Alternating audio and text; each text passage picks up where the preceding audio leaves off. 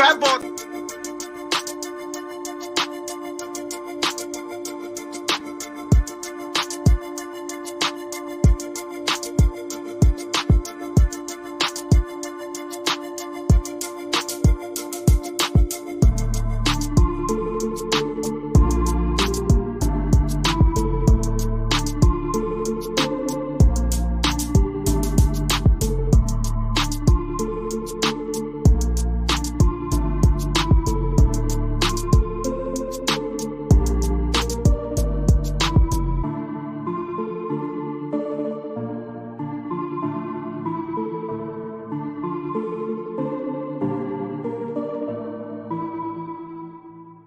Venmo Bald-Sicilian, FBS. I am very grateful for Venmo Bald-Sicilian. I'll tell you why. FBS created more channels than Comcast. Okay? FBS endorsed a lot of channels. He created a lot of channels, and I bet he can't count how many channels that he has helped to get monetized, and I'm one of them. You know, and then it's not like you have no violence on your record until you're 30, and then one night you just decide to go out and kill a cop. It doesn't happen like that. Fabrizio was always a tough kid. He was a tough kid. He had a nice punch. If you hit him, he would knock you the fuck out. I already had the position. I don't want to say boss, but that's what I was. I had the position. I was made directly with New York, and I didn't have to answer to nobody in my area. I didn't watch the show, so I didn't really understand the magnitude or, like, you know, how big this moment was. But you know what? When De Niro asked him to let the old lady stay, you know, and she has to stay with the dog. Well, God, I've never started, huh? You know that scene? And he was like, "Stop." Anytime I got to shoot at John's restaurant on East 12th Street, which was like a big mob hangout where like Joe the Boss Masseria would like hold court, and I got to work with Ivo Nandi, who played Joe the Boss. Those were some of my favorite scenes. And the moment you walk in, I could recognize who's at the bar, who's at the table, FBI. And this is the first time that I meet Sonny Franchitti. As a matter of fact, outside the Bada Bing, Satin Dollars, we put a curtain in the parking lot. Everyone was wondering, why is that big curtain in the parking lot? We were rehearsing the hanging scene. I'm living proof, guys. I'm living proof. I mean, no, I'm no millionaire or nothing, but listen, look at my life 4 years ago. I was in a fucking hotel. I was, selling crack. I was snorting coke. I was drinking myself to fucking death. I was literally taking bags full of Ativan just because I wanted to die in my sleep. I was all alone, you know, and now I'm here. I have my family. I have a little bit of money in the bank. I got everything I want. And I got you guys in this channel. So if I can do it, any of you can do it. Yizzo, what's going on, everybody? Good morning, good morning, good morning. And happy Memorial Day. Here we are. Let's see. As you could tell, I woke up probably about, well, we're going to go with 45 minutes ago. I slept in a little bit today. I was, I don't know, I slept great. You know, when you sleep good and you wake up and just bed is the greatest fucking thing in the world and you'll give anything to just stay in it for a little. Well, that's what I did. I stayed in it, you know? So this is the latest I've gotten up in weeks and weeks, but it's all good. I'm ready to do a show. So let me do some shout outs. Dave, Sally, South Philly, Tony, Lance 33, Antonino, Leon. Oof. What's up, Leon? Good to see you. Member for 4 months and dog years. I've been a member for 3 years. Yes, you have. Thank you very, very much, Leon. Craig B, Isaac FDZ, Jesse Roth. And I guess that's it. I got them. Okay. 66 people, not many comments in the chat. Very odd. Oh, there's Drunk Josie. Hi. Enjoy your drink. Craig B, happy Memorial Day to my American friends. Yes, today is the holiday, and I hope whatever you're doing today is fun and even possibly productive, you know? I actually slept in till 9 today. That's sleeping in for you, huh? My goal is to get up at 9:30 every morning. That's what I was doing for like the first 2 weeks. that I started, going to bed at a slightly reasonable time.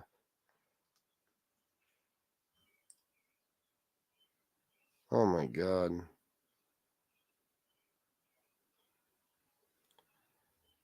Oh my God. Guys, give me a second.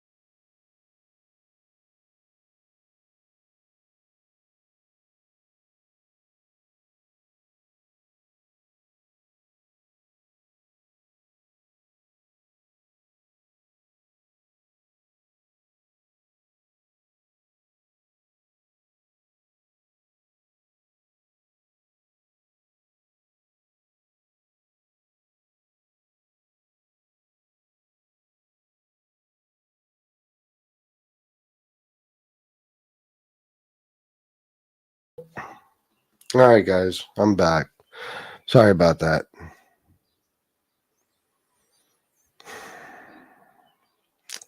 Sally, $2. Thank you very, very much, Sally. Ryan Morrison, hello, FBS. Just watched Do the Right Thing, enjoyed it. Oh, yeah, good movie, right? Old. What was it, 1987, 88, something like that, but great fucking movie. 1989, maybe, actually. Jesus Christ. My daughter just texted me with horrible fucking news. Chris Capello, what's up, bro? Good to see you. Lisa Farrow. Isaac FDZ, $9.99 for a little something, something. Thank you very much, bro. I appreciate you, man. Ryan, I make it a point to watch that movie every summer on the hottest day. Oh, yeah, Do the Right Thing? Yeah, hell yeah. Baby A, good morning. Sven Larson. Same to you, Jesse. Same to you. Sorry, I'm a little thrown off now, guys, but I have something I want to show you. A lot of you may have seen it already. A million people have done a show on this, or have done shows on this in the last few days. So,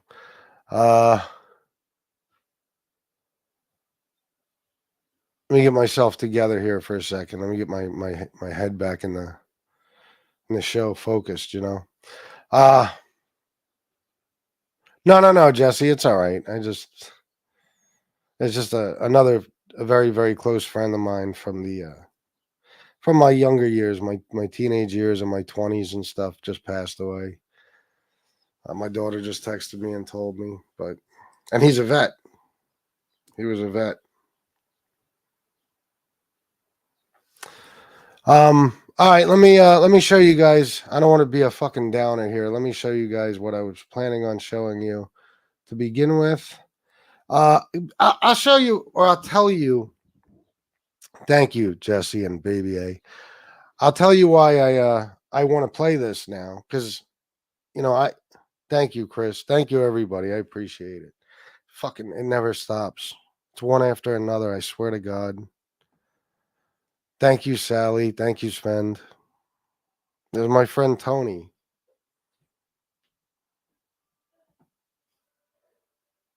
Thanks, Craig B.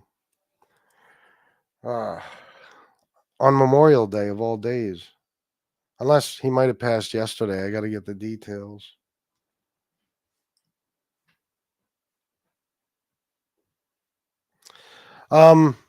Anyway, this Joey Merlino thing, I'm not going to let it go. The thing with the cheesesteak place, it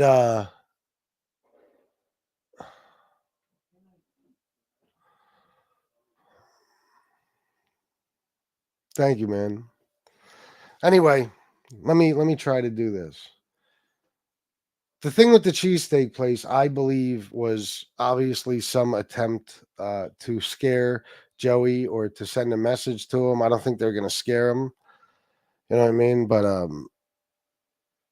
I some people are making nothing of it. Like Jeff Nadeau doesn't think much of it. I heard Jeff Canarsie floated the theory that's maybe it's an eternal war going on in Philly for power. I don't know about that, because what power? What power? Is there even a Philly family anymore? I mean, it's a bunch of guys that grew up together. I don't know. I don't know if you'd even call it that. So I don't understand, why it would be something like that. I think it was New York. I've been saying that for days. I think New York sent him a message. There's no question that this was not some fucking random act of vandalism or some kids for some reason throwing a Molotov cocktail through somebody's window. It's Joey Merlino. You know what I mean? It's South Philly. So I'm just not buying it, that it's something small. I know that's what Nadeau thinks. I disagree with him 1,000%. I told him that yesterday. Even if it is somebody in Philly, I don't know, but they're trying to send some sort of message. Jeff Canarsie had an interesting take on it. Yeah, I haven't heard it yet. I just heard about it.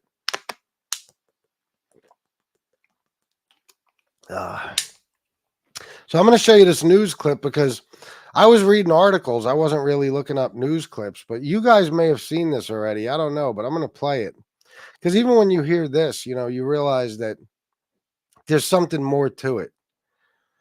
By the way, before I do this, I want to thank Tom Sheehy. He hit me up this morning. If you remember last night, it was Jason Mikesell's birthday. He wanted people to donate for his birthday.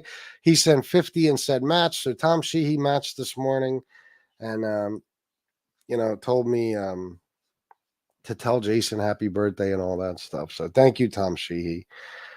All right, let me play this.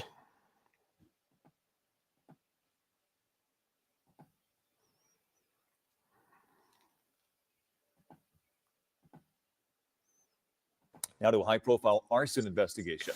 Overnight, a building owned by a former reputed mobster in South Philadelphia went up in flames. Joey Merlino co-owns the building, which he planned to reopen as a cheesesteak shop. Because of the evidence found at the scene, investigators believe this was set intentionally. Action News reporter Annie McCormick joins us now live on South Broad Street with what we know. Annie.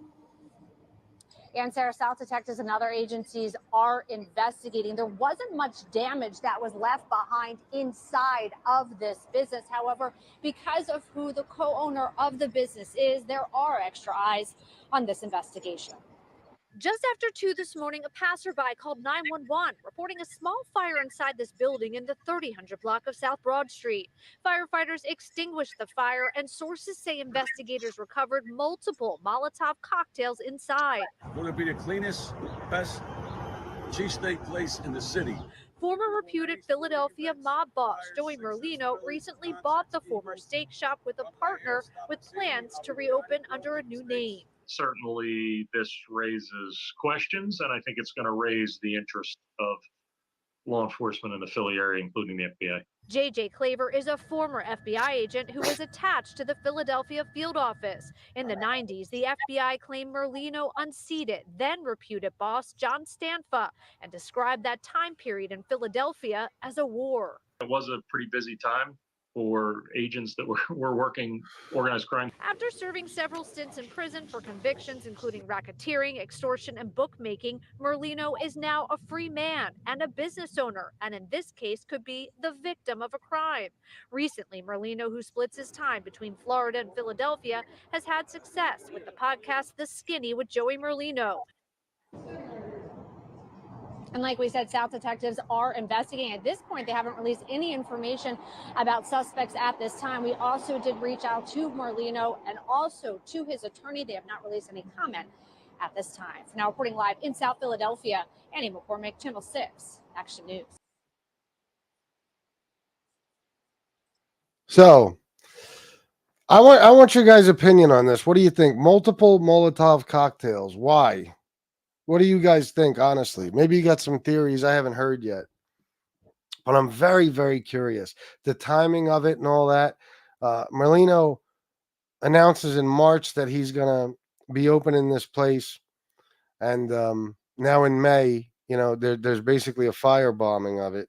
They didn't do a really good job, obviously, but what do you think it is, guys? I'm very, very curious. I know this show has been thrown off a little bit by what happened a few minutes ago, the text I got and shit, but I'm trying to keep the show going and entertain you guys as much as I can. So let's talk about this. Bobby Berberian, what's up, bro?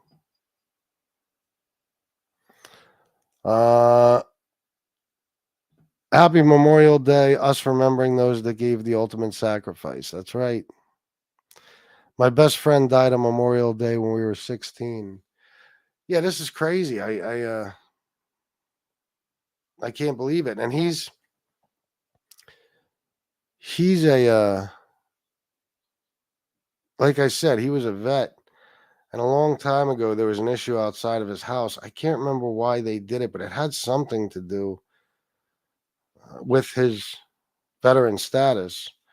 A bunch of people vandalized his house and his car and stuff. And I forget exactly what it was, but I've known the guy since I was like 15 years old. We used to go to the school behind my house and drink 40s all night. And his younger brother I was friends with. And anyway, it's fucked up.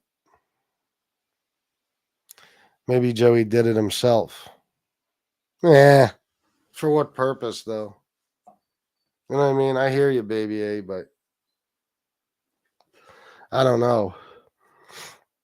He shouldn't be on YouTube, and somebody sent a message, bottom line.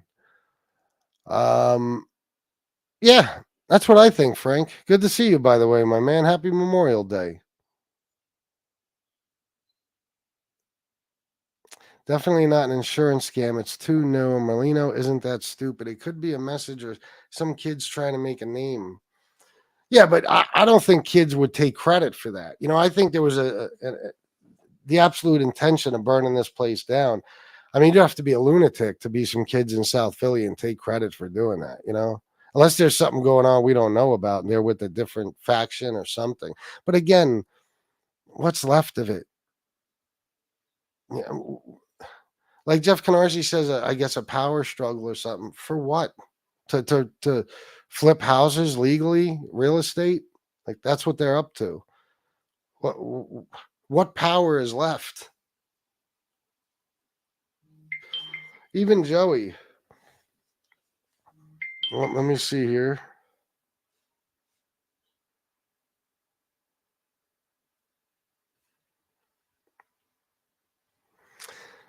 The family is split down the middle again.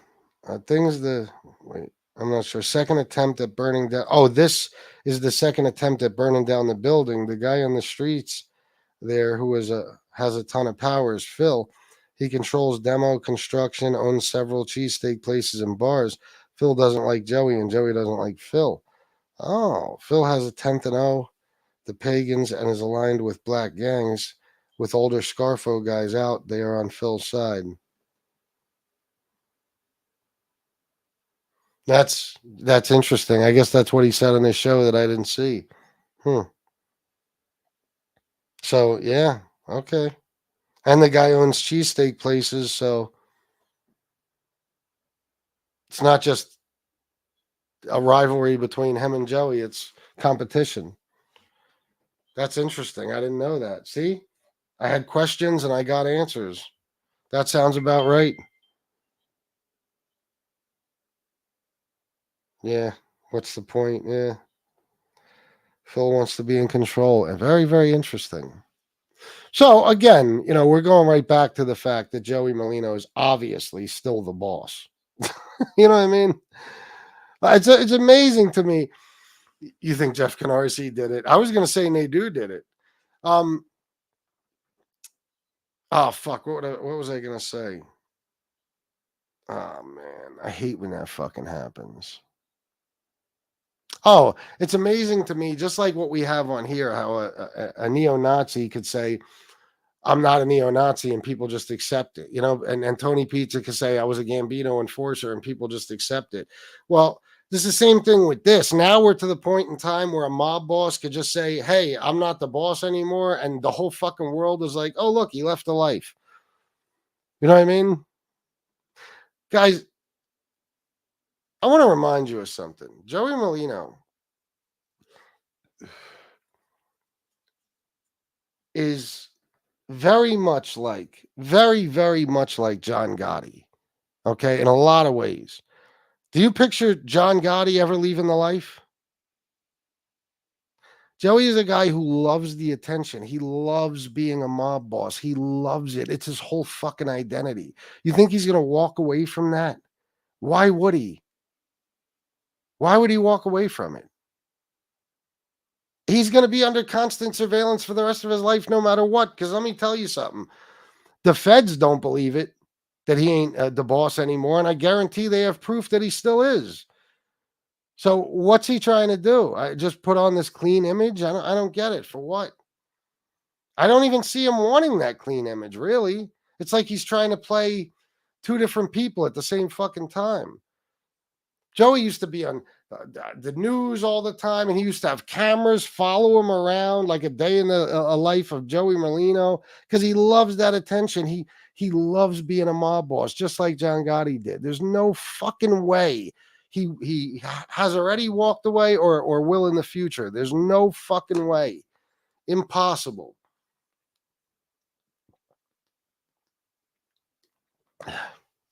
Oh, of course, Bobby. And you remember that was my first theory. Joey, Joey lost his ass at the Preakness or some shit. And yeah, but I still don't think so. I still don't think so. Because first of all, that'd be too risky for Joey. And secondly, he knows how it would look to everyone else, and it would look like somebody is challenging him. So I don't know. Insurance can be lucrative. It can be. Jeff Canarsie said it best, history repeating itself. Probably. But how far is that going to go? Even some internal struggle or fight for power. You can't even kill any fucking buddy anymore. What are you going to do? Beat each other up? Phil and Joey, whoever gets the best of the other one wins power of Philadelphia. Shit. Kids aren't that bright these days, though. Not true. It's someone in the family that's not happy with him doing the internet thing. I don't know if it's in that family or if it's New York, but yeah, I agree. Listen, there's no way the five families, what's left of them, and maybe even some of the guys in Philly are happy with Joey being on YouTube. There's no way. It looks so fucking bad. It looks so bad. This is like, you know what it is? Like Robert De Niro's character, Rosenthal. What was Lefty Rosenthal, I think? I forget. Trying to clean up his image so he can keep, running the casinos. So he starts that talk show.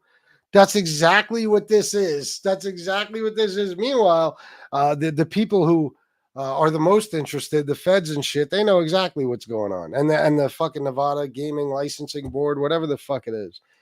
Yeah, you know what I mean? So, but tell me it's not a perfect example of what Joey's trying to do. That's what it is. I would not be surprised if Joey had someone do it for the insurance claim. I don't think so. I'm going to tell you the truth, because I think this is something he was working towards. He wants to have a legitimate business. He also wants to be there so everybody can come in and kiss his ass and praise him. He's telling people I'll be working the grill, cooking the cheesesteak. So, you know what I mean? Plus he had a partner. I don't know. And they would have done a better job. This is just a message. If Joey wanted to burn the fucking place down, he'd burn it down. You know what I mean? So I don't think it's insurance money. And if so, it was a monumental fucking failure. What's up, FBS and chat? Happy Memorial Day to all. The best video was of Gene saying, "I didn't burn it down." LOL, hysterical. Did he say that? Where was that? Shooting the dice. What's up, bro? Yo, how we doing? Maybe Joey was shelved. I would agree, except he's still around a lot of the guys in the family. You know what I mean? He still is. And I think if he was shelved, I think he would just remain in Florida. I don't think he'd be back and forth. Oh shit. Fuck me. What happened? Hold on.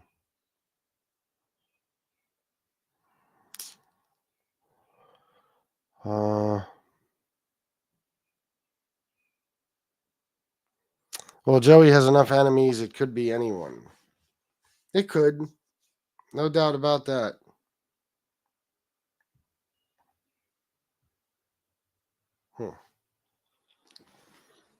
Mob wars are played out on YouTube these days. That makes us all gangsters. Yeah, I guess so. I guess so. I remember a certain 2 or 3 ex-mob guys who used to come on this show all the time would tell me that this is the closest thing they felt to actually being in the mafia. You know, like seriously. One in particular used to tell me that. Because the adrenaline rush, the fighting, the back and forth, the treachery, the betrayal. You know what I mean?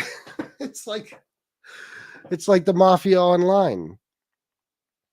Phil and Joey should arm wrestle for control of what's left of the Philly mob. There you go. I mean, what else are they gonna do? Fucking arm wrestle. Joe, I didn't think there was a Philly mob anymore till now. No, it's there. It's there. I mean, they report that there may even be 60 members still up to this point. I don't know about that, but what are they doing is the point. What are they doing? If I had to guess, Joey didn't even put $1 up for that business. No, he didn't. It's just like the restaurant in South Florida that they had. Merlino's. It's just like that restaurant. Somebody with a bunch of money said, "Listen, I'll open a restaurant. You put your name on it, okay? And you hang out and let people come fucking talk to you and see you and stuff, and we'll make a bunch of money, and I'll give you whatever percentage." It's the same shit. He ain't put no money up for this. He's Joey Merlino. People will fucking look at, even when Gene Borello was at that fucking car wash. I know this for a fact. That fucking place was packed all day, every day because Gene was there. Seriously. Okay, they wanted to get a look at Gene or talk to him or something. So imagine Joey. He could fucking, he even said he's going to be there cooking cheesesteaks. So, how often is that going to happen? Probably not that often. But he'll hang around. He'll be there from time to time. You know what I mean? People will come there even when he's not there, just expecting him to be there. It's going to make a lot of money, and he'll get a cut, and he doesn't have to do a fucking thing but hang out. He did that. I told you I was on his Instagram when he had the restaurant in Philly, and it was pictures of him constantly of him just drinking and hanging out with Ray Wags and all these people at the fucking bar, and that's all it was. He just hung out there, Nick Romano's show. Good morning. How the fuck are you? Darren C4. Good morning, Chris. According to Canarsie, this was the second fire at that location since Joey bought the building with a partner. I take that as someone else paid for the place. Yeah, definitely. But I didn't hear about a first fire. When did that happen? There's no news of it? There is, but it's a shadow of his former self. Yeah, just like every other family.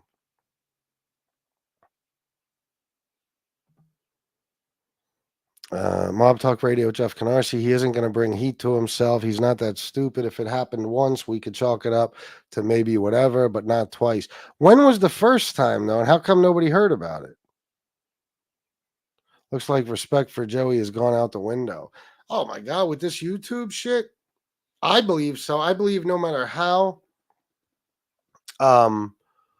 respected he was, this took a lot of that away. People lost a lot of respect. He looks goofy being on fucking YouTube. You know what I'm saying? I truly believe that Joey Merlino is the only fucking boss in the history of the world that you would ever see do something like this. Because that's Joey. Joey is he just wants attention. That's all he fucking wants. Look at me. I'm a boss. You know, that shit.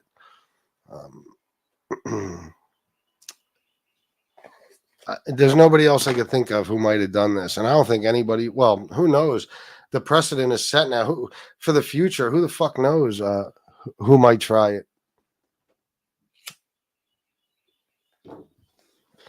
I don't know, man. Gene said he's had thousands of messages asking if he's done it. Bullocks. I think that's how you pronounce it. Bullocks. Is that it? I'm not sure. That's funny. That's funny. That's funny as fuck. Let me see. Does he have an Instagram thing? Let me see. Hold on, guys.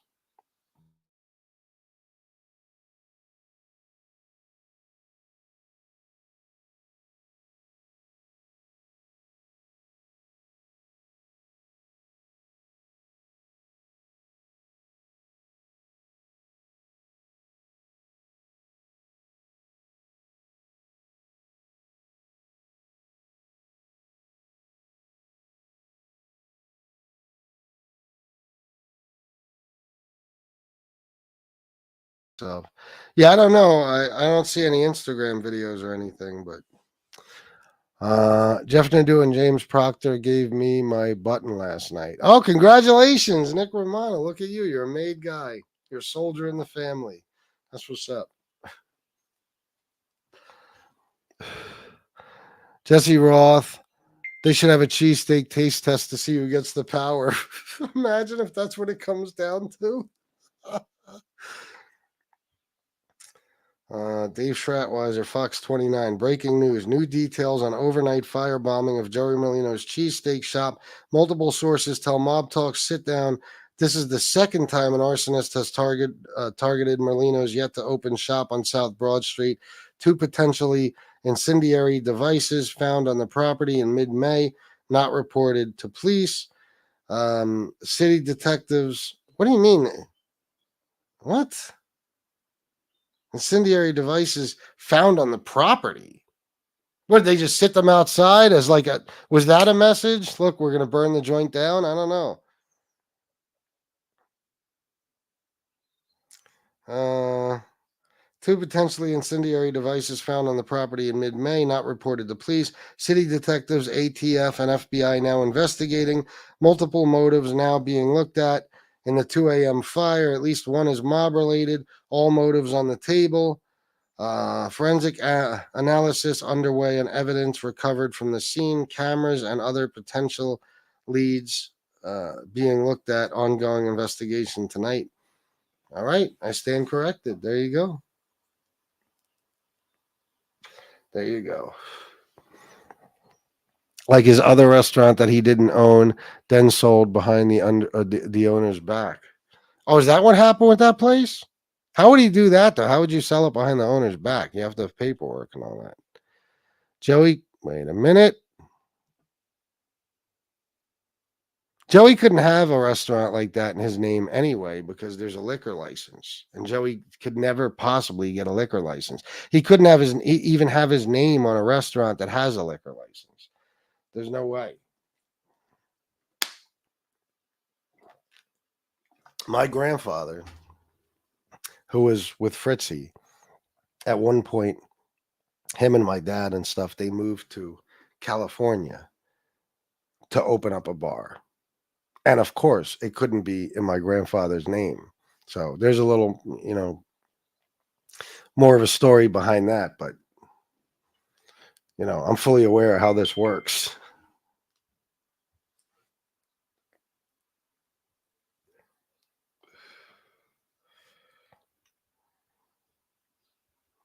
They found Molotov cocktails in the building. It was at his trial. The prior owner said Joey sold it for $950,000 behind his back. How you know that I don't know. Oh, how you do that, I don't know, but it was testimony at the trial. What the fuck, man? Whoever bought it's a sucker because he doesn't actually own it.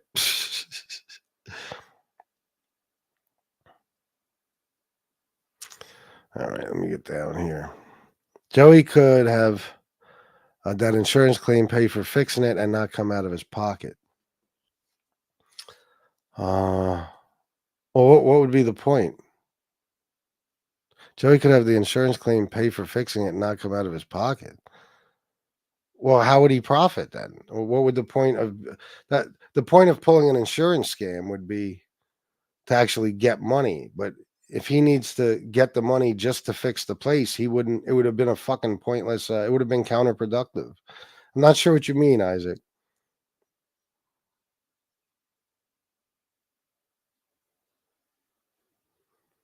A few weeks prior, the news reported it. FBS cheesesteak, wit whiz or without wit and onions. Joey's a YouTube star now. He is. It's absurd. If you listen to Gene, you'll think he's the second coming of Christ. He's got an ego. He does, but I like Gene. Ducks, honestly, outside of Philly and a few New York guys, I don't think Joey was respected too much anyways. Yeah. I don't either, to be honest. Even before YouTube, I told you, he had an Instagram, and it was his. There was a bunch of phonies, but there was one that was his. It was even reported on.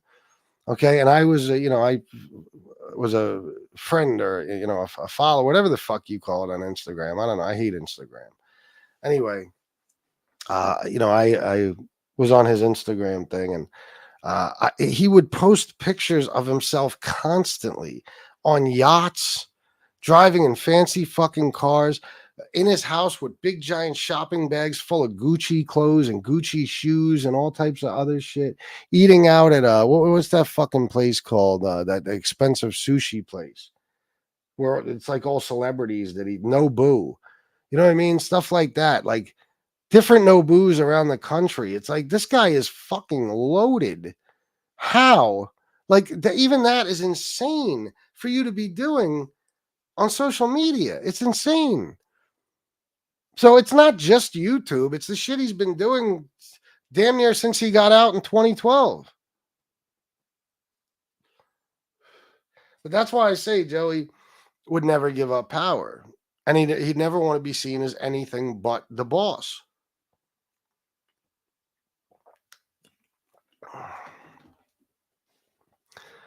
Cheesesteak Mafia Wars, yeah. I guess Leon V732 has some sort of bone to pick with you or Jeff Nadeau or something, Canarsie. I don't know, bro, but I have no desire to read his comments. That spot he is opening is a great spot to do something like that because there's no camera in that area. It's Broad Street and the ramps to 95 and 76. Whoever did it knows that area well. Probably. Guys, don't be afraid to donate if you feel like it. My theory is Canarsie did it. Next thing you know, Canarsie will be investigated. I will not say those words. Shooting the dice. Did I say shooting the dikes? Bullocks. I don't know, shooting the dice. I'll have to hear you say it a few times. I sent you an email yesterday. Oh, yeah, I saw it, bro. I'm sorry I didn't get back to it yet. Me and Shannon were hanging out last night. But, yeah, I'll respond to you today. My bad, bro. I heard Joey was just using his name at restaurants so he can eat free and pretend he owns those places. Well, it's not just that. He's Joey Merlino. If he slaps his name on a restaurant, imagine if there was a restaurant called Gotti's and you knew that if you went there, John Gotti was going to be hanging out. Like I'm talking about like late 80s, which he would have never done. But you know what I'm saying? Then again, who knows? He liked the attention even more than Joey. But Imagine how much money it would make. And the owner would fucking gladly cut you in and give you a huge percentage of the profits because that's how he's making money, through your name and your presence there. You know what I mean? So it's not just so he can eat free and pretend he owns the places. It's, it's money, like everything else. That's what Joey's after. That's why he's on here. But yeah, hanging out and eating free and drinking and all that shit, of course. Gambino enforcer Anthony Caruana accused of possible arson by lighting fire with his breath. It's funny. That's funny. It's funny you say that, though, because before I started the show today, I was going to give my theory that it might have been Tony the Enforcer Pizza. You know what I mean? That's what I thought at first. But then I said, it would be too difficult to get away. He'd have to catch a bus. You know what I mean? You can imagine he lights the place on fire and then he's standing outside waiting for the bus to pull up. He's going to get caught. Or if he tries to run and he's just, I mean, imagine Tony Pizza running. Cops spot him from YouTube. It was him.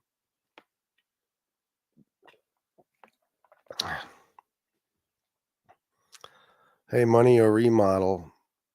I don't think he'd bring the heat on himself. I know what you guys are saying, but again, it's not his money anyway. Somebody is doing this. Somebody owns the place. Somebody's going to basically run the place, and he's just going to be Joey at the restaurant to bring customers, and he's going to get a cut. So, I mean, I don't know. It's possible, but them buying it with the intention of, we'll just light it on fucking fire, and it's possible, but I don't know. An arson charge will destroy Joey Merlino. That will put him away forever. They'll figure out a way, so I just don't know if he would, he could also have somebody do it, but still a risk. There's Uber now, a quicker getaway for pizza. That's true. He could Uber it. No, oh yeah. No, Tony Ducks. Yeah, I understand now what he means. Yeah, I just don't I don't believe it.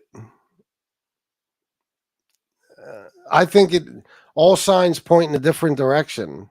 Of course, that's something somebody might do. They buy the joint, they'll fucking light it on fire, just to create a small fire, and then collect the insurance money to fix it up. Because the place, he said himself, he wanted to gut it. He wanted to gut the place. I understand now what Isaac meant earlier. My bad. He wanted to gut it and stuff, and fix it up and do his thing. But again, I don't think it's his money. You know what I mean? I it's too risky. Like, and I know the insurance money might fix the whole thing up. Like, in other words, even if it burnt to the ground, they'd be able to rebuild it. But I don't think you'd want to do that. You know what I'm saying? It doesn't make sense to me, because you can't control what happens in a fire. If you throw a Molotov cocktail through a window, you could just create a small fire, or you could burn the whole fucking place to the ground.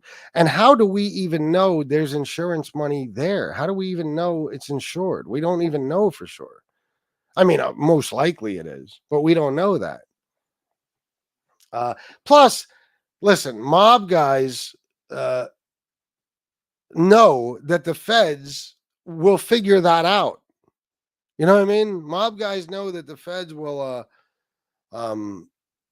that would be their first thought, is that he's doing it for insurance money. Just like I said, my first thought was he was doing it for the insurance money because he lost his ass gambling.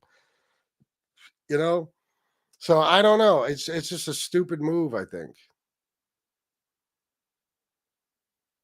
If you're going to go through that, why open the fucking place at all? I don't know. Yeah, I think Isaac in his comment, he said fix it, not fix it up. That's why, Nick Romano show, do you guys think that place will really be successful? I know for a fact it will. There's no question about it. No question about it. People will come from all over the fucking place to go there and get a look at Joey Merlino. I assure you. I subscribed to the Patreon yesterday and honestly was not that impressed at all. Yeah, the shows are boring. I mean, I haven't seen Patreon, but the shit he was doing on YouTube was pretty fucking boring. Insurance companies don't pay out if there's a pending investigation. Yeah, that's another thing. I mean, look, the Fed's already looking into it. Joey knew, that would happen. Or Joey, if he was in on it, would have known that was going to happen. I mean, I don't see it being the case. I don't. It's a stupid risk to take. No matter who, even if some kid gets caught, as being the guy who threw the Molotov cocktails, Joey will still get fucking blamed. You know what I mean? There's no question about it. And that kid will tell on him in a fucking heartbeat. So, Florida attorney, they don't they have a certain time frame before they have to pay no matter what? I doubt it. But I don't know. Nick Romano, show $4.99, enjoying the show. Thank you, Nick. Thank you very much. Nobody's donating on Memorial Day. How dare you? Mob Talk Radio with Jeff Canarsie. One good point: when you are a degenerate gambler and you like all the high-end materialistic things, you're never going to give up control. If he does, he will be broke.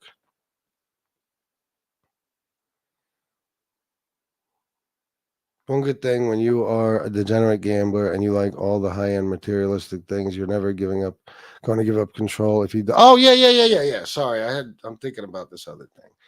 A little distracted, guys. Sorry. Yeah. There's no way, because like we've said, how does Joey live the rest of his life? Where does he have income from if he gives up that position?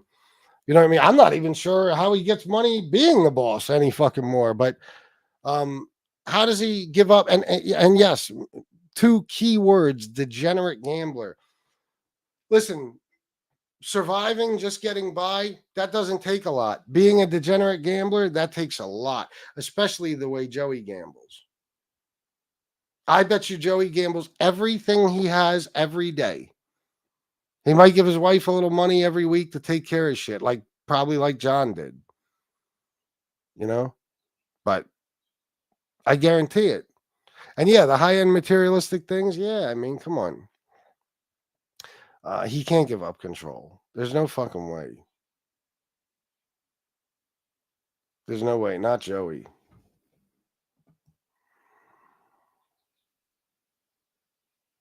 Yeah, I guess his name was bringing in tons of people. Oh, it was. I used to look at his Instagram. It was packed every fucking night. You know what I mean? Every night. And it was just a crowd around Joey. Joey and his friends. You know what I mean? A crowd around them. There was plexiglass windows around the outside windows to the business. It must have took time to break that because it's not glass. Was it really plexiglass? Oh, shit.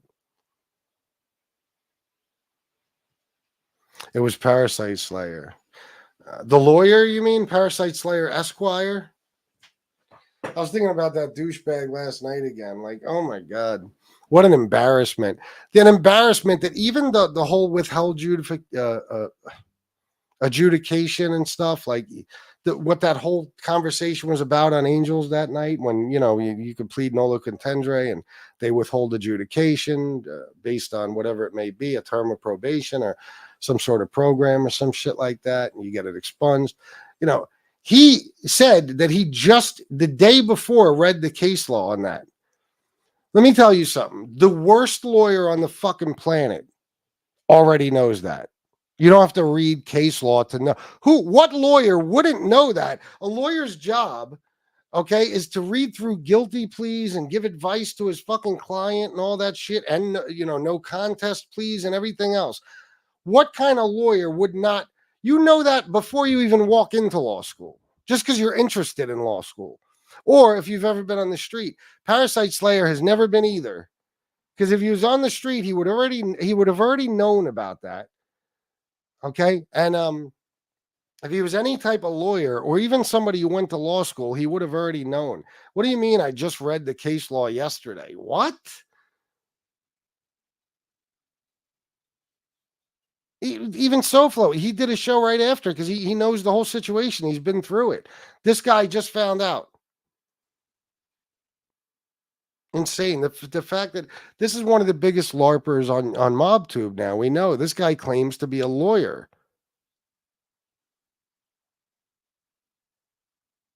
And he knows nothing about the law. Unbelievable. Leon threw the first cocktail. I don't believe Leon would do that. I think Leon likes Joey. I don't know why. I just have a feeling. Tracy C, if there's a hill, Pizza can ride his wagon down the hill, the getaway wagon, Leon on his shoulders. That's true. That's true. He could have done that. Antonino, $25 for sorry for your loss. I'm listening in, been busy. Thank you, Anthony. Now they'll say, "Oh, look, he said his friend died for the." I already know. I could predict everything they do. Yeah, I appreciate the sentiment, but Antonino and everybody knows, money. Let me just say it. Give the disclaimer, and I know Antonino, is actually sorry for my loss, and he always donates and looks out for me. But I have to, make this disclaimer now. Okay. I did lose a friend. I just found out in the beginning of this show. I welcome donations if you're enjoying the entertainment, but money will not help that situation, of course, in any way. But, if I say anything, if I say I got a flat tire today, they'll say he's doing a flat tire fundraiser. You know what I mean? When my mom got horrible news and I was on here crying hysterical and I told people do not donate because of this, till this day, they still say I did it for donations. It doesn't matter what I fucking do. You know what I mean? So thank you, Antonino. But you know why I had to say that. Definitely do. One thing I have confirmed through property records that no one in that camp owns the building. They are renting it. Philly property records show the same person has owned it since 2015. Interesting. So that's a new little twist right there. So then that makes me wonder if they even had their own insurance on it yet, or if it's insured by the owner. I mean, it would have to be insured by both, but once the business is up and running, at least. But how do we know Joey and whoever is renting it with him even has insurance on the place yet? So the only person who would benefit is the owner. Pizza legged it with 7 G's. Do you think maybe it was Stacks? He might have gotten tired of Joey ignoring him. Listen, fucking Merlino, man. I'm trying to do big things, man. You're getting in my fucking way. You're not giving me an interview like I fucking asked you for, man. I'm gonna light this fucking bottle of fucking whatever the fuck. I'm gonna light this rag right now and throw this Molotov cocktail right into your fucking building, douchebag, man. I'm going to shoot some dope and then burn your fucking restaurant down, man. That would be funny.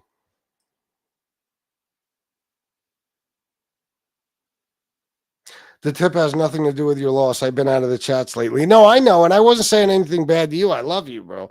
No, that's why I said, I know you're truly sorry for my loss. And that was just the tip because you always hook me up. But I only said it because of the message and the way these it doesn't even matter. These cocksuckers will say it anyway. You know what I mean? It doesn't even matter. But fuck them. Who cares? Thank you, Antonino. I love you, brother. Pizza burns down cheesesteak place. LOL. Well, maybe it would finally get him locked the fuck up. Chris Paciello did the same thing in Miami with Club Risk. Yeah, but that was a functional, highly successful nightclub. You know what I mean? And then he took the money from Risk and opened up Liquid. No. Didn't he? No. He burned down Liquid, I think, and opened Risk.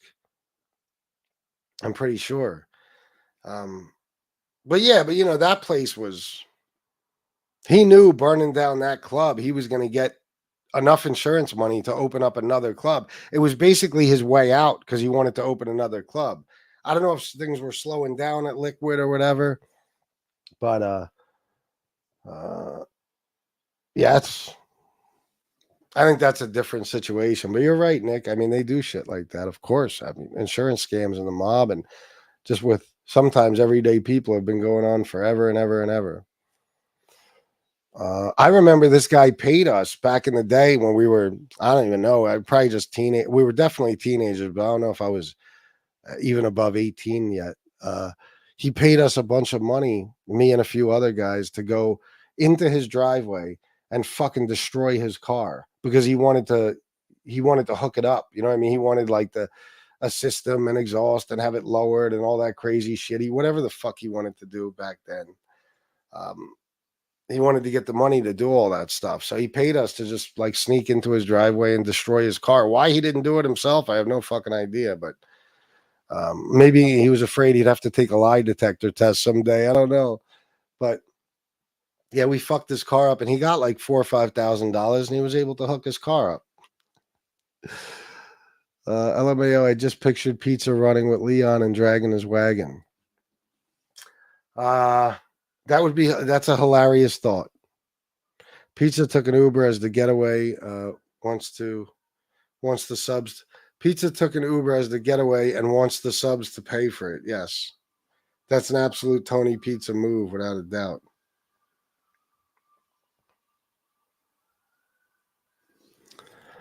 Well, I'm just glad they didn't burn it down with him in it. I was wondering how it was going to work with him working out in the open. I like that. He has to have enemies from his old current life. Yeah, but he's always out in the open. Joey just doesn't give a fuck. You know what I mean? That's one thing I'll give him. He's got balls of steel. He just doesn't give a fuck. I don't think there's much he's scared of. And he's not even careful, really. By being out in the open all the time. I mean, and other things, goofy shit he does. He's the turkey drives, the fucking the charity things he does, the fucking just being out at clubs. I know for a fact that he still goes out to clubs all over Philly and Florida. You know what I'm saying? He's the restaurant in South Florida, he was hanging out all the fucking time. Everybody knew he was going to be there every night, so he just doesn't give a fuck. You know what I mean? Do you think he did it for publicity? That's probably not what happened, but just a thought. I don't think, to be honest. I don't see how it would benefit him. Do we really think Pizza's smart enough to pull this off without getting caught? He can't even do simple math. Of course fucking not. He wouldn't be able to do it with getting caught. He's not even capable of throwing a Molotov cocktail. He'd have to open the window and insert it into the fucking building. What happened to Joey? They call that Jewish lightning FBS. I never heard that phrase. He doesn't and can't. It sounds anti-Semitic though. He doesn't and can't get into the details that would make it worth paying to listen to him. He doesn't and can't get into the details that would make it worth paying. No, of course not. He can't talk about anything that's worth listening to. And I'm telling you, like, if you're into sports and shit and you have some interest in the mob, okay, I guess, those two things make it a good combination and you want to hear what he has to say. But I got bored with him very fucking fast. At first, I wanted to, see him do the show and hear what he has to say, but there's only certain stories he could tell. He can't talk about any of the real good, interesting stuff, and it just gets played out. Like, but look, how can I say that? He's got thousands of Patreon subscribers. Excuse me, members, whatever you call them. Making a fucking fortune. They're making at least, I did the math a couple of months ago when I found out how many he had. It was like $39,000 a month or something just off Patreon. That doesn't include the merch, the fucking his YouTube, all that shit, and the donations. Oh my God! Every time they go live now, they charge $20 to ask Joey a question. So he's milking this for everything it's worth. Listen, so am I. What can I say? But I don't know. I'm going to tell you the truth because he has to know it makes him look bad. He has to know the other families and shit, even his own probably aren't going to like this. But here's the bottom line. Joey Merlino, and I truly believe this, is broke. Truly broke. Number one, the fact that he's on YouTube tells me that. Because like I said, it's not a good look. It's a bad idea. People are going to hate it and lose all types of respect for him. But he is a degenerate gambler. He's a degenerate. It's even going to put his life in danger, probably. Okay. But he is a degenerate gambler. That is no different from being a heroin addict. It's not. It's just not as physically damaging. It's, you know what I mean? Stress, stuff like that. Yeah. But it's not physically damaging like even cocaine or crack or heroin or something. But the addiction is the same. You constantly need money to feed your addiction, and you rarely ever get that money back. With drug addiction, you never get it back unless you're hustling. You know what I mean? But you see what I'm saying? I think because of a number of reasons, actually. I think how could he really be making any money? What do they really have going on in Philly? A lot of things lead me to believe that Joey Merlino is broke and has been for a while. Everything he's driving, every restaurant he's in, even if his name is on it, everything that's going on with Joey, like none of that shit belongs to him. The house that he moved into, and after he got out of the halfway house, when he got out in 2012, he had to do the halfway house thing in Florida or whatever. The condo that he moved into is not his. They made it very clear in the beginning. It belongs to somebody else who is letting him live there. You know what I mean? And again, there's sycophants and shit that will absolutely do that type of shit for him. He was driving a $500,000 Rolls Royce. You think that was his? It couldn't even possibly be. You know what I'm saying? So, and I know, of course, street guys, whether it's drug dealing or anything else, of course, you put stuff in other people's names because you have no proof of how you got the money to buy these things or own these things. Of course, I know. But in Joey's case, I truly believe it's just people doing things for him because he's Joey Merlino and he doesn't own a fucking thing. I would put money on it. I guarantee it. He's broke. There's no question. And he's still broke with all the money he's making. Because when you're a degenerate gambler, you could be making $10 a day and lose it all, or you could be making $1 million a day and lose it all. Whatever you have, you're going to gamble. That's it. That's just the way it works.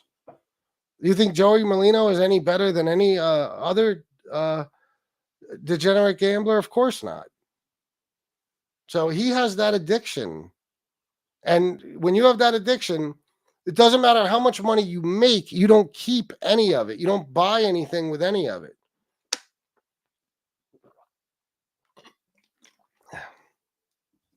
Nothing. And by the way, along with this shit, when I talk about donors, forget about the cash apps and asking for money for questions.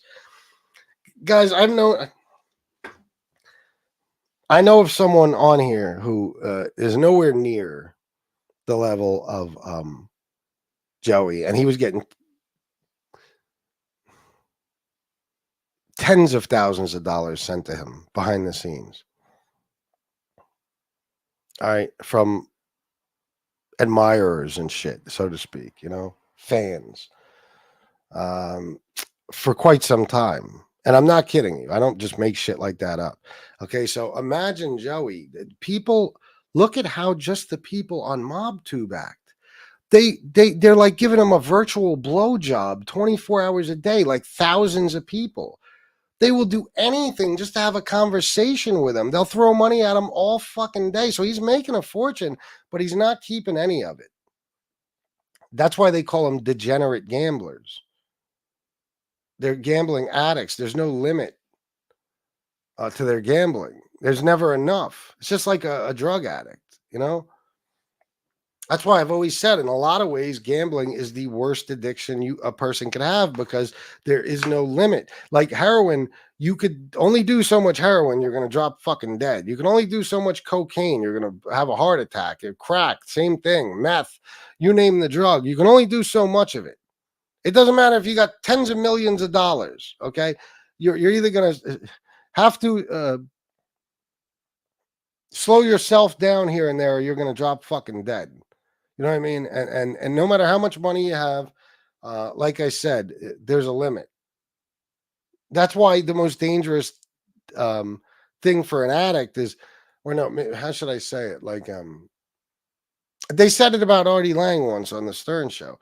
What makes him such high risk with his heroin addiction is that he has the money to keep doing heroin. You know what I mean? He doesn't run out of money, but that's dangerous, because usually the only thing that slows people down is they do run out of money. You know what I mean? You can only do as much dope as you have. But you get my point. Like, even if you're a fucking multimillionaire, you either got to limit yourself, or you're going to drop fucking dead. You're going to have an overdose. You're going to die, or you're going to blow your heart out or something. Gambling, there's no limit. There's no limit. You could do it. Anytime you get your hands on 10 cents, you can go fucking gamble it. You know what I mean? Like, I say that because I watched an episode of Intervention where a woman was at the fucking casino every day. Her husband would get home from work and have to go to the casino to find her. And she one day found change in the couch cushions, no bullshit, and went to the casino with it. It was like, I don't even think it was, and I'm not exaggerating, I don't even think it was $1. I forget exactly how much it was, a couple quarters or some shit. And she took it to the casino for a spin or two. You know what I'm saying? That's degenerate gamblers. So there's no limit. You could destroy everything. You could lose everything in your fucking life without doing a bit of physical harm to yourself. So that's what makes the gambling addiction so bad.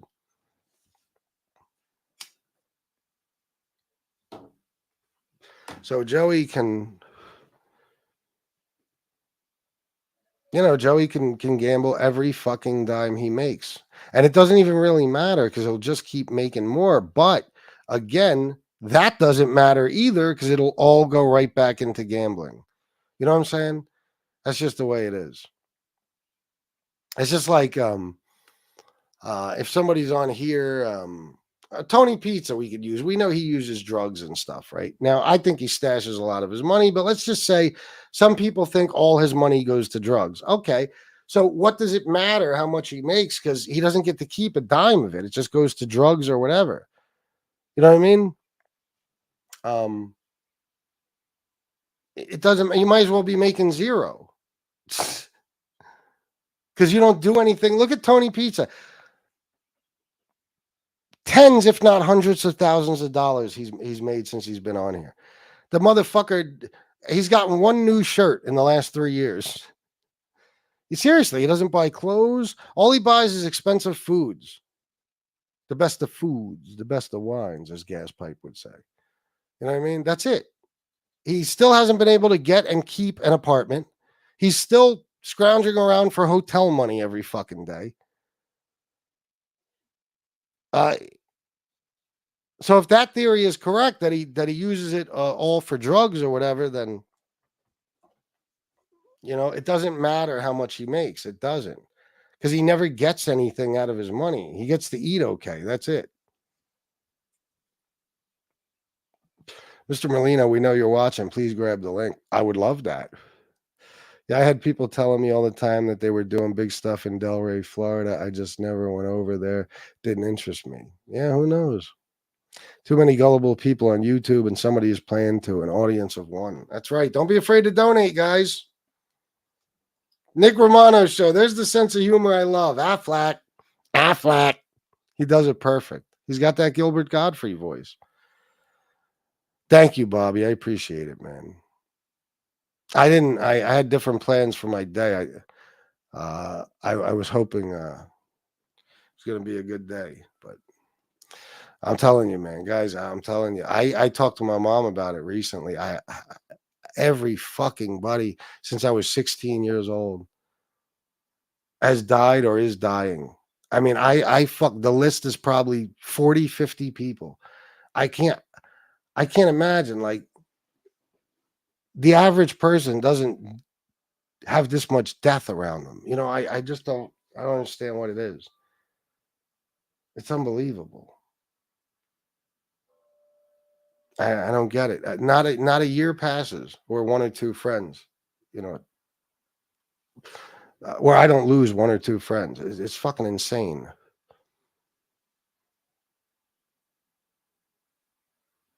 And I don't know, you know, how my friend passed. I don't even really want to get too deep into this. I don't know. I'm going to hopefully find out after this show. But he was no drug addict or nothing like that. This dude was he was a veteran. He was a father. He was a husband. I looked up to him in a lot of fucking ways, you know?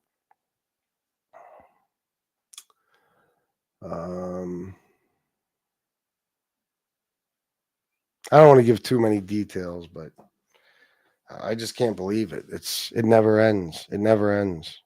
And now I'm watching my best friend in the whole fucking world wither away to cancer. I can't fucking, it's too much sometimes. The building insurance would be paid to the building owner. The business insurance would go to the business owner. Yeah, but you don't know. There's no business yet. You know what I mean? So FBS does the best impressions. Thanks.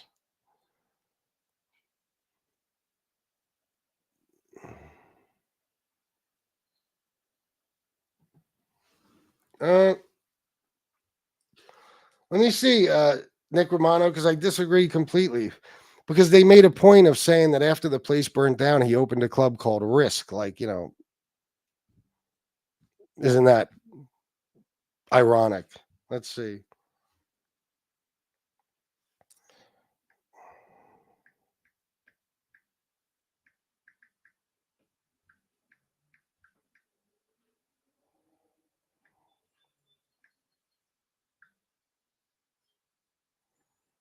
Yeah. In late November 1995, Paciello opened the new nightclub, Club Liquid, in South Beach, bringing in local celebrity Ingrid Casares as a partner. Hold on.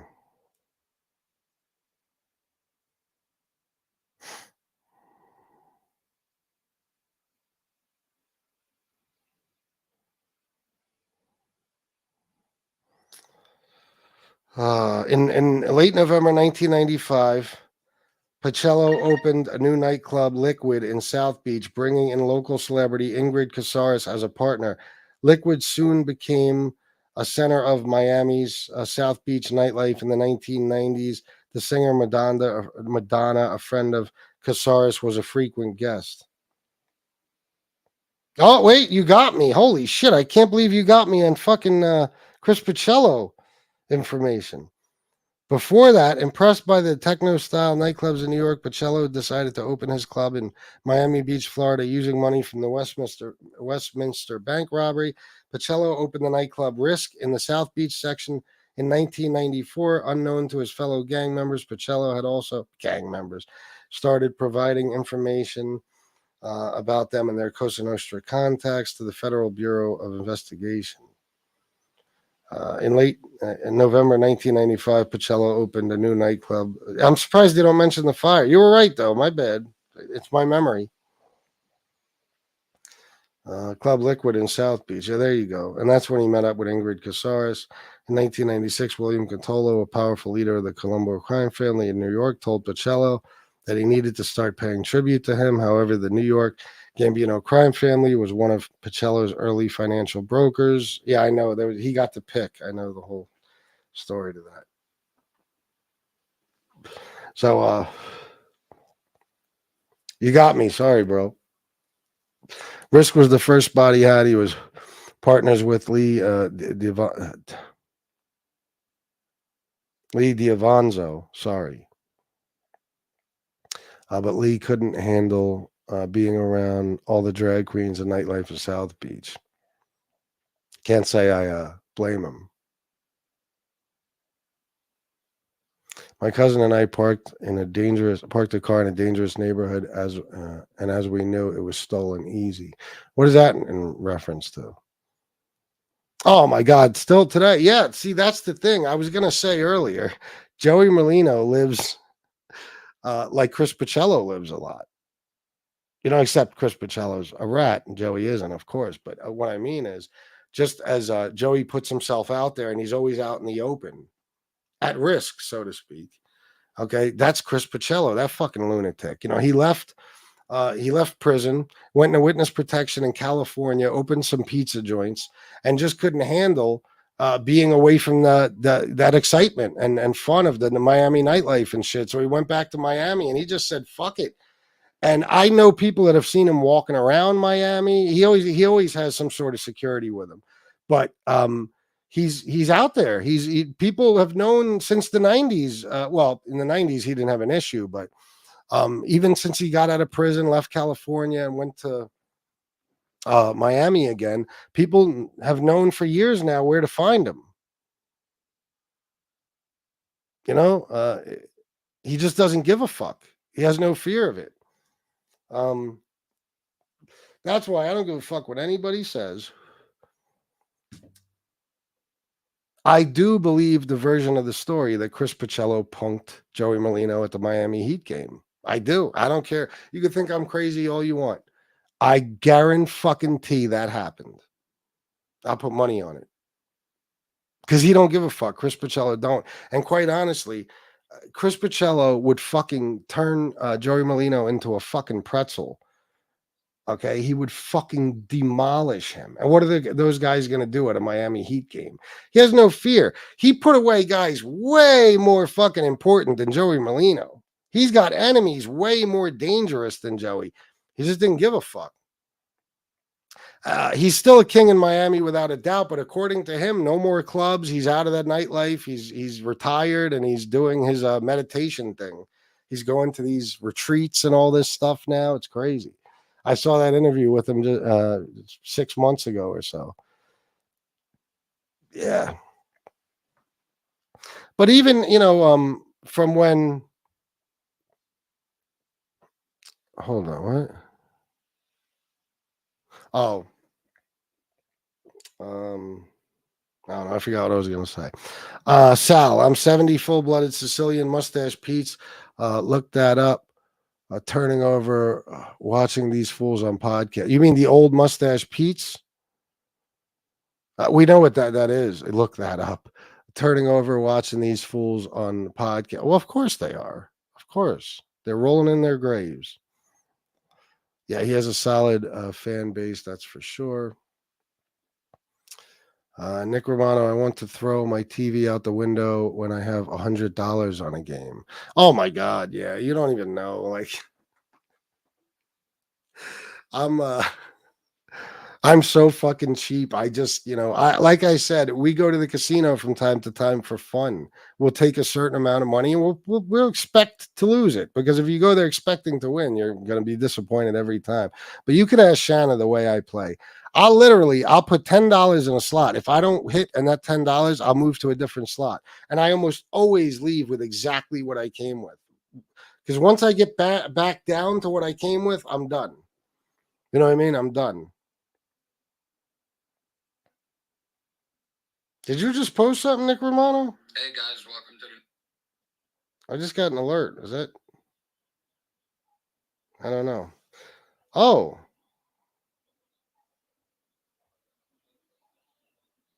Wait a minute, what did I just get? No, that's what it was.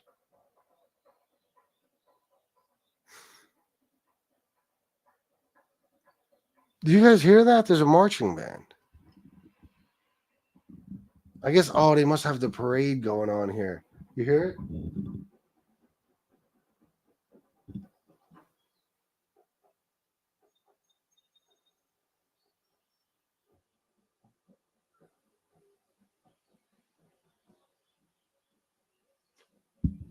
Wasn't that nice? Anyway, yeah, Darren C4, I take it. I'm assuming this is you. $10. Thank you very, very, very, very much. I appreciate that.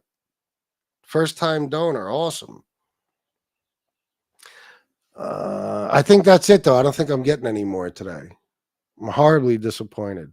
Oh, Tracy C 199 ball licks. Is that how you pronounce it? Ball licks? Ball licks. No, I don't think that's the way it's supposed to be said. Shit. Let me see.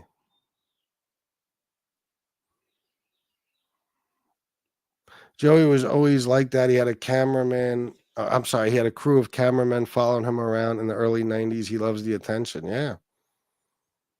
Yeah. If his football picks from last season were any indication, he'll be broke forever. Yeah, I heard he's terrible. Oh, he rented it? Do you know that for sure? Nick, you need 250 more to hit 1,000 subs. Yeah, we're trying to help. Drop Nick's link. Maybe we can get him some more subs today. We are live at 2 p.m. today, says Mob Talk Radio. Sounds good. What time is it? 1? Chris, a degenerate gambler will always be broke. You'd OD before you could spend close to what you can gambling. He is broke, and you're 100% correct in everything you just said. Yeah, he has no fucking money. I'm telling you guys, he has no money. I don't think he owns a fucking thing. I really don't. Stiggs blows Joey live every time. It has been for months. For almost, well, I wouldn't say almost a year. Since October. Wait, they have virtual blowjobs available online? Sorry, ladies, no disrespect, but someone send me the info. I'll try to get that to you later. Anthony Santoro, good Monday morning. Nice tribute for Memorial Day. Thank you, Anthony Santoro. Legalized sports books destroying these clueless kids. Sad. I know, man. It's fucked up. Bobby Riberian, a degenerate gambler steals from their family's future savings account college funds. They do. Florida attorney, please press the like button harder than Stiggs wants to press his lips against Joey Merlino's purple helmet. Oh my God, what a fucking image. If I go to the casino, it's because I have money to lose. If I win, I'm out of there. Oh, yeah. Almost 100% sure the first place was called Risk. Yeah, you were right. You were right. My bad. Let's see. You were right there as he got pinched. Really? Oh, shit. Partying with Chris Paciello must have been one hell of an experience. Man, those clubs, everybody was out there. Mickey Rourke, Robert De Niro, every fucking rapper you can imagine. J-Lo, Sofia Vergara. Like, the life that motherfucker has lived. And the reason it's such a big story is because, and that's why you probably would have never heard of the Bath Avenue crew. The average person, or even the average mob, okay, if you're a mob historian, yeah, but you know what I mean? Like a mob novice would have probably never heard of the Bath Avenue crew if you weren't from the New York area, or at least Brooklyn. Okay. It's without Chris Paciello. It's Chris Paciello that makes the Bath Avenue crew story so well known, so famous, because of the Judith Shemtov killing, the bank robberies, them doing the bank robbery together, that Chris Paciello was able to get the money to go open the clubs and all that stuff. His story is amazing because he's just a punk ass kid from Brooklyn. That's what he was. He's just a kid from Brooklyn, who was like a lot of other kids now he was heavily connected, but like a lot of other kids who just grew up around these wise guys and shit and had some connections. He was just some kid who was, robbing and stealing to get what he wanted. And he wound up building South Beach. I mean, he turned it into like the nightclub fucking mecca of South Florida. It's unbelievable. Unbelievable.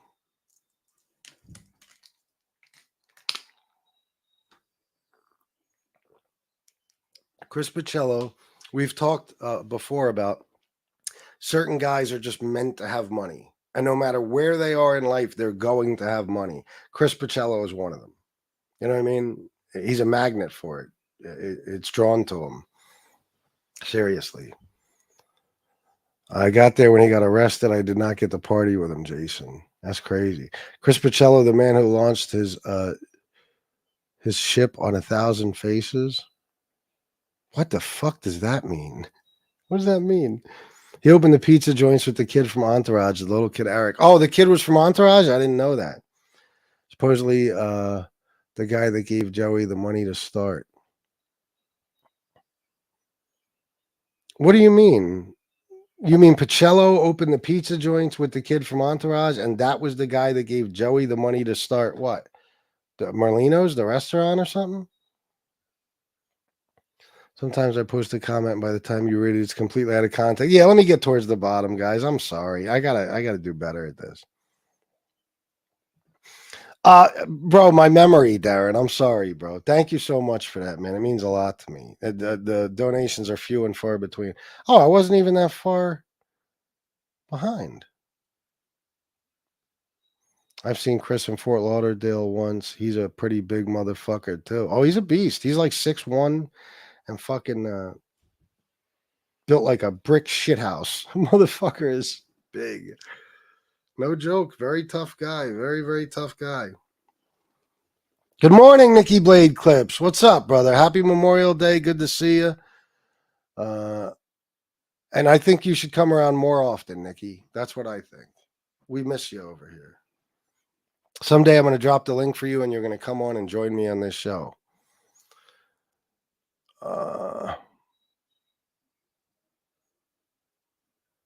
Oh, just got down to the state as he got pinched. Gotcha. Nick Romano show, 199. Can I hop on for a minute? Yes, sir, but I'm not going to stay on long. So maybe like 10 minutes and we'll shut it down. I just say that so you don't feel like I'm ending the show because you're on here. I love having you on. I didn't even plan on being on this long, but I don't think anybody else is on until 2. That's Jeff Canarsie, I think. If so, somebody's got to text me and let me know. So, Bobby Berberi on $5. Thank you, man. Appreciate it. Every little bit helps. Thank you guys for donating. Anybody who does. I know there's a bunch of you right now that want to send Cash Apps, Venmos, PayPals, and Super Chats. I know there are. You can't convince me otherwise. It's something's holding you back. Something's saying, not yet, but let me give you my advice. It'd be better off if you do it now. You know what I mean? You'd be better off. I don't know. Actually, I'd be better off if you did it now. And that's my main concern. Yeah, Kevin Connolly gave Merlino the money for his YouTube. Oh, yeah, for the YouTube channel. I thought you said the kid Eric. But Kevin Connolly, yeah, I know about that. I thought you meant it was a confusing comment. You, what's up, bro? Yo, what up, fellas? What's going on, man? Yo, Joey definitely needed Aflac. You know what I'm saying, bro? Insurance, bro. Yeah. Listen, I just wanted to hop on and say what's up, man. And with the whole Chris thing, yeah, when he first got down there, that was a big rumor going around like my neighborhood, and a lot of the guys that were talking was that he opened up Risk with the kid Lee DeVanzo, and when Lee was going down there and hanging out here and there, and he just couldn't be around that nightclub scene. So he pulled his money out. He wanted his money out of it. And then Chris ended up torching Risk to grab the insurance money to go ahead and do liquid. And that's when he started to go into business with Madonna, Ingrid Caceres. Ingrid Caceres, for people that didn't know, her father was Raul Caceres. He was a multi-billionaire. Yeah. This guy had billions of dollars. So once he hooked up with them, supposedly Madonna's brother came in, designed the whole club, and then it took off from there, bro. Madonna too used to come in there, and they were, bro, Chris was fucking Madonna. he had everybody in there. Celebrities were lined up outside. Sylvester Stallone, all the actors, Mickey Rourke, he became really good friends with. So he had tons of celebrities in there. And I just got down there in January of 2001. And he was like the talk of Florida because they just busted him. He was about to open up a second club, Liquid, in West Palm Beach. It was going to be a monster place. I think they might have actually still opened it, but he got Which arrested. And club? then Which club? He got arrested in '99. Which club though? no. There was a place in 2001 or 2000. It was going to be his second location for Liquid. It was going to be in West Palm Beach, and I don't know if it didn't even open or it might have opened and then it only lasted a little bit. You could look it up, but I know he was doing a second location, and that got completely closed down. And he was just the talk of the town when I got down there. I lived in South Beach. I was going to club level, crowbar every night. My friend's brother was like a VIP host in club level. So all that stuff was still, though, very, very fresh when I got down Well, there. what was the club with Fat Black Pussycat? What was that one? I forget. I'm not sure if that was, I don't know if that was was it a strip joint or not? No. It was it was a club where they had the thing. It was like, I forget what it was. It was like on Tuesday nights or something. You needed a code word to get in or something. What was that another place in South Beach? I think. Well, it was Chris Paciello's, but I can't fucking remember. Well, that was Liquid. It definitely could be. I'm not 100%. I'm trying to just think or remember if they had a different place. I know he started to hook up with Mickey Rourke, and he was doing he was catering to a lot of that nightlife with the drag queens and all of that. South Beach was crazy back then. I mean, it was there was tons of that stuff, and I think he might have been doing a special night, maybe at a different place. But I'm a little He said, unfamiliar. Darren C4 said Fat Black Pussycat was at Liquid 100%. Yeah. Oh, yeah, okay, yeah. gotcha. Then yeah, I'm definitely I'm a little off too with some of my stuff, bro. You go back 25 years. But as far as him being a tough guy and all of that too, bro, that kid till today will definitely fight anybody on the spot.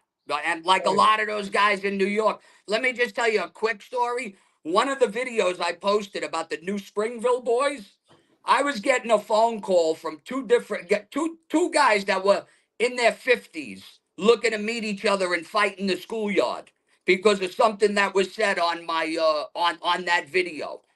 These guys were literally gonna go fight each other. And I won't say the people's names, but I was talking to one of them and I'm like, dude, I'm like, you really gonna go fight this kid? And he was mentioning something about a fight that happened from 30 years ago between the Wanderers and the new Springville The new boys. Springville boys. Yeah. And bro, yeah. these guys were literally one of my friends I haven't spoke to in so long. He's calling me, telling me I called that guy's cousin already. I might fight him tonight. I was like, are you fucking nuts? I was like, you guys are almost 60 years old. He's like, oh, he never beat me back then. I slipped and he hit me with a good shot. Bro, these guys, but like I said, man, as far as fighting on the spot, anytime, 24 hours a day. Yeah. Oh, yeah. And still, even at 60 years old, some of these guys are like that. And they, it's just that whole scene with the Miami Heat game. I believed it 100%. Supposedly, Joey walked by Chris and Chris said something. He said, I heard you calling me a fucking rat. He said, why don't you call it to my face? And supposedly Joey just kept walking. He didn't say anything, and that was it. I think Chris would have fought him right there in the stadium. Yeah, the way the way it was reported, they said that Chris said, "Yeah, I'm a rat and I'm here, and if you got a problem with it, I'll knock your fucking teeth out." Joey, I'm sorry, Joey.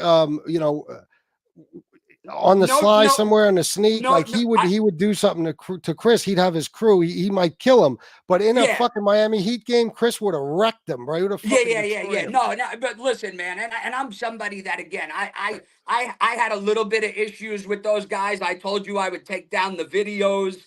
I actually spoke to Little Snuff on my Instagram. So I give them guys their respect and I wish them good luck and everything like that. I know Joey was a serious dude I don't have to be on YouTube or know any of that. I knew people in Jersey that knew of Joey that did things way back when. I'm very aware of who Joey was. So I would never knock Joey's street credit in a million years. But when it came to just maybe getting into a fight with some of these guys, bro, like you just said, Chris is like 6'1", 6'2", big dude. He goes to the gym Big. every day. He Yeah. boxes. He's a Well, boxer. he had his own gym for a Yeah, while. yeah. Like in maybe 2012, 2013, he Yes. opened some sort of gym and vitamin Yeah, place and shit. He had all that yeah. going on. Yeah. Absolutely. He had a lot of that stuff. And like I said, man, bro, for a guy to put away the caliber of people that Chris put away and to still walk around like that where you don't give a fuck and you put away 60, 70 guys, you know 75 made guys, bro. that's what I'm saying. So this kid's walking around like literally anybody that wants to come see him, you're more than welcome. And I think that's Joey's attitude too. Not saying that Joey is as tough, like physical wise, but Joey don't care neither. And a lot of these guys that were street guys, which obviously Joey was as a kid, they don't give a fuck, bro. The name or the person that might be, they don't care. Whoever it's gonna be, it is what it is. And a lot of those guys had that attitude as street guys, man. Oh yeah. Yeah, So, definitely. but hey, Chris, when you get a chance too, that last video that I did do, take a look at that, bro. I think you'll enjoy that. And for some of your subscribers, if they want to take a look, guys, I appreciate it. I'm just trying to grow like all these other guys, and I appreciate you letting me even hop on for a few minutes, brother. No doubt, bro. You listen, you guys enjoy the rest of the day, man. Chris, I want to set something up with you, maybe a little more formal down the road, bro. That sounds good to me, bro. I'm down. I appreciate you guys. Everybody enjoy your day, man, and please have a safe day today. All right, bro. You too, man. Aflac, all the way. All right, bro. Peace. Johnny Red Eyes left a comment. I blocked him, so I don't know. It was the same old usual. Imagine a grown man begging on YouTube all day for super chats. I would die broke before I would do that. Johnny Red Eyes, listen. I guarantee you're a fucking loser. You probably don't have two nickels to rub together. If you could do what I do on here every day for an amazing living, you would fucking do it in a heartbeat. Only jealous cocksuckers make comments like that. I don't beg for shit. I'm a small YouTube channel who makes a living off of donations. That's how you make it. And unfortunately, in this community, if you don't ask for them, you don't get them. The squeaking wheel gets the grease, dickhead. I'm not going to sit here and let myself go broke because somebody named Johnny Red Eyes might look down on me for asking for fucking donations. And I ain't begging for nothing because begging, that's a handout. You're asking for handouts when you're begging. I'm providing wonderful entertainment. I still have 128 people and the show's pretty much over. Okay. For people who are watching. So you can suck my dick, and I guarantee you tomorrow when you show up for your shift at McDonald's, you're going to be stewing over how great my life is versus your shitty fucking life where you have to be miserable, living paycheck to paycheck and never having anything you wanted in life. You jealous motherfucker. So there you go. There's my response to that. Lefty Motels. Anthony Tumac went bad, and the Persicos went down there and took all the valet concessions from Crowbar, Liquid, Mezzanote. I was there when they threw them out. Really, very interesting. Joey isn't a fighter. He has other people fight for him. Yeah. He would have gotten, and Paciello probably would have fucked the whole crew up. You know what I mean? Like I said, would they do something to him? Maybe catch him somewhere. Plan something, set something up and hurt him bad or maybe kill him. Yeah, that's what they would do. But in a situation like that, Chris Paciello would have just wiped the fucking floor with him. And Joey Merlino couldn't have that because he would never be able to live down the humiliation. So I believe Joey backed down. I believe it 1,000%. Even if it just meant putting his head down and walking away. Guarantee it. Chris Paciello is not scared of that motherfucker. The guys he put away are fucking more even they don't have to be a boss of a New York family to be more powerful than the boss of the Philly family. There was fucking made guys who wielded more power than Joey did. Made guys from the 5 families. You know what I'm saying? That's just the way it is. They're a very small family. There was fucking made guys and captains and everything else that were more serious, more dangerous, and more powerful than Joey. Hold on.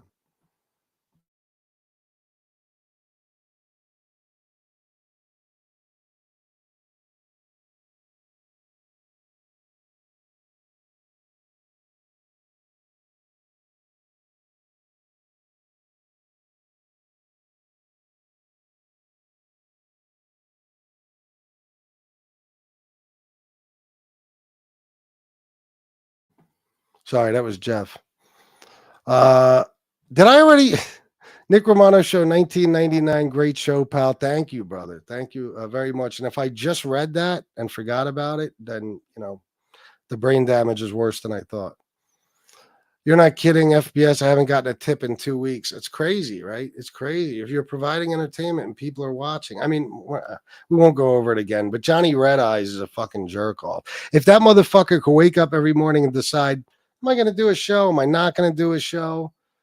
You know what I mean? Am I going to do one show? Am I going to do 2 shows? When do I want to do them? Whenever I feel like it.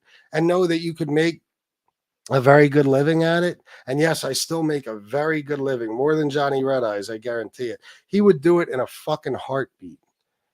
In a heartbeat. Leroy Belichow Brown, what's up, bro? Who are you talking to? Nikki Romano? Oh, Nikki Blades. Nikki Blades. Oh. All right, guys, listen. Romano Show. Oh, you talking to Romano? Let me see. Let me see what's going on. I'm confused. Nikki's a good guy, El Cid. He's actually a good addition. I'm glad to have him on the show from time to time. Oh, sorry. Thought he was talking to me. Oh, okay. Oh, he was just shouting out Romano Show, El Cid. Yeah. I didn't know what was going on. And the other comment was to Nikki Blades. Gotcha. I got confused. A lot of Nicks and Nickies. You going on today at all, El Cid?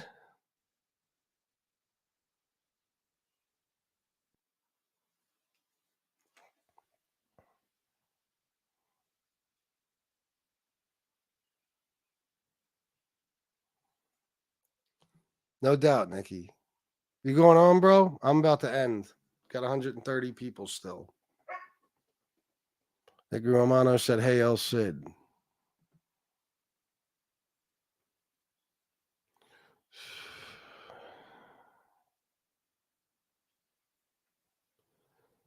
What's this? All right. Sorry. Counting something here. All right. Well, yeah, I don't know. El Cid, I'm at an event. Maybe tonight I will go live since CM is not. Okay, there you go. All right. Happy Memorial Day, El Cid. I'll see you later. I'll talk to you later. All right, guys. Thank you for everything. And everybody who donated, thank you very, very much. You make people like Johnny Red Eyes eat shit, and that makes me a happy man. I'll see you guys tomorrow, I'll say. I'll see you tomorrow. I'm not going to come on tonight. Fat Bald-Sicilian, Chris, enjoy the rest of your day. Thanks for a great show. Happy Memorial Day, everyone out. Thank you, Darren C4. And happy Memorial Day to everyone. Enjoy your the rest of your day, your last day off for the extended weekend. And remember those honorable men and women who gave their lives so we can have the freedom we have today. Think of them throughout the day. Honor them and enjoy yourselves. Just do it safely. I'll see you guys tomorrow. I love you all. And until next time, salute.